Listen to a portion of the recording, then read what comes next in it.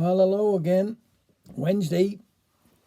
There we are, nice and dry out now, and at least it's bit fresher today, but it's all right. And I know I keep saying it and saying it, but it'll be all right. It'll be all right. Just got to take it easy. And I know they've been on there on the news and all about Christmas. Well, yes, it is a very important time to celebrate Christmas. But who would know if you was in having a turkey with all the trimmings, or if you was in having a beans on toast? Nobody really, would they? And it's better to say, well, be happy with what you got and don't worry about what you can have. Don't. It's no good because it ain't going to be no better. Just get on and keep going. It'll be all right. Now, this here one's by Babs Owen. This one's called Where There's Faith, There's Hope. Hello, hello. Is that you, Teresa, my handsome? Yes, we've another holiday upon us. In my young day, if he had Good Friday and Easter Monday and Christmas Day and feast, he was lucky, as they don't know they's born these days. But there it is. What's that? No, I reckon I seen the back of all my relations. I'd feel I've been running Buckingham Palace since Easter. I'm putting my feet up this weekend and locking the door. Yes, last one come over with was Mildred. Do we mind she? Yes, poor soul. She was right at the back of the queue when it come to looks being handed out. Nice enough maid though. For all she made, he feel like he was showing lemons when he looked at her. Mine, her mother did her best for her. When she saw Mildred didn't stand no chance of getting wed, she put word round Mildred was a heiress with a tidy old sum to come on her wedding day. Even so, there wasn't more than one or two of they that took the bet, and they didn't stay the course up to the church door. And 'twas shameful lie.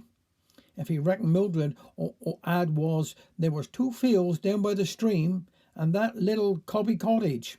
Yes, where we used to go catch sticklebacks when we was children. That's of it. Well, come finish up.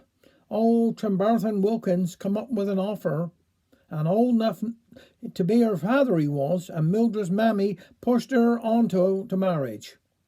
Poor old Mildred was miserable and more downfast than ever.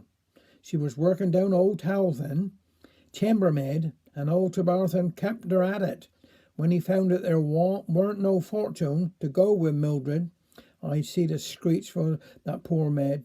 What's that? How didn't I tell 'ee? They had new man address at the hotel, and she took pity on Mildred. Come find out, our Mildred was a great one on reckoning. There is woman put she on the office, took her have her teeth pulled and straightened, and had her hair styled, bought some new smart clothes, and Mildred looked like was a new one. He never seen such a change in a woman in all your life. Well, they do say, if they have faith, there's always hope. Yes, our Mildred left old Trimbarton, that greedy old hermit, and went up country. Got 2 old towels of her own now, and done up like a lady she was, though I don't all with all this paint on the face. Megar, is that the time? I'll never get down Jumble Cell in time, and all they bargains will be gone. See again. I'm just doing a little short poem here today. This one's by David, getting right a minute, Prowse. Yep, sorry about that. As regular as clockwork, about this time of year, from up the valley road a shambling figure would appear. He'd knock upon the farmhouse door and gesture at his throat. Very dry, he'd whisper, and remove his ragged coat. We'd fetch a glass of water and perhaps a bun or two. He'd sit down on the bench outside and gaze upon the view.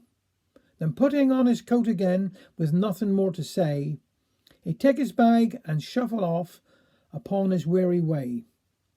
He seemed, perhaps unlikely as a harbinger of spring, the stooping grey-haired rambler girded clumsily with string. Very dry we named him, for that's all he ever said, yet we could set our watches by the strange routine he led. I bet he had 100 different stories that he could tell, of what he'd done and where he'd been, of those who knew him well.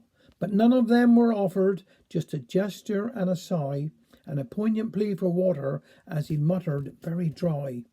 Until one rain-swept sherry spring, when he surprised us all, he was getting on for Maytime, when he made his usual call. "You're late," my mother chided. "Now, come on, what's the game?"